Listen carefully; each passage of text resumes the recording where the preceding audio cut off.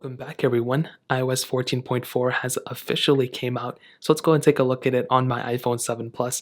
For some reason you guys love this iPhone 7 Plus. It probably gets the most amount of views for any iOS video, which is so crazy. Now, I love the 7 Plus, and I think iOS 14 was a pretty decent upgrade for iOS, for the iPhone 7s in general, including the 7 Plus. Now, we did take a screenshot of how big this update was, and you can see that it was about 357 megabytes on my 7 Plus, and that's kind of what I was saying across the board for pretty much all the other devices. Really, it's about 300 and something megabytes. So if you're coming from the previous version of iOS, so 14.3 on your 7 Plus, you're going to 14.4, expect to have this much saved before you go and update. Now, previously with 14.3 on my main device, which was the 12 Pro, I was experiencing problems pretty much all across the board, but I think it really wasn't as bad. It did kind of, it really wasn't that bad if I'm being honest. But here's the thing, there were a lot of bug fixes within 14.4. I mean, these things, first of all, the camera, there were a couple things added here. You can now, scan smaller QR codes, which I didn't know anybody really wanted, but I guess that's cool. But there's also this new pop-up that comes up.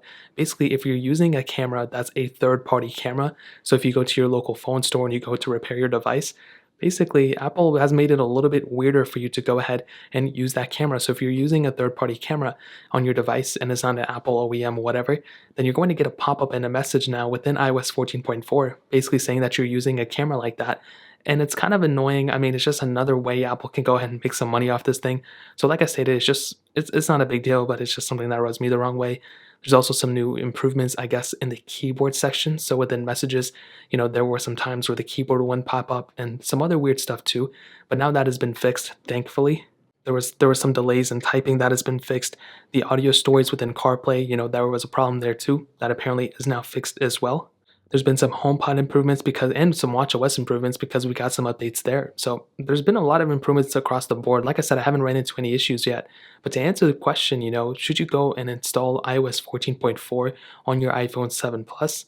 Well, this is basically what I'll tell you. And this is probably going to answer the question for a lot of people for any version of software.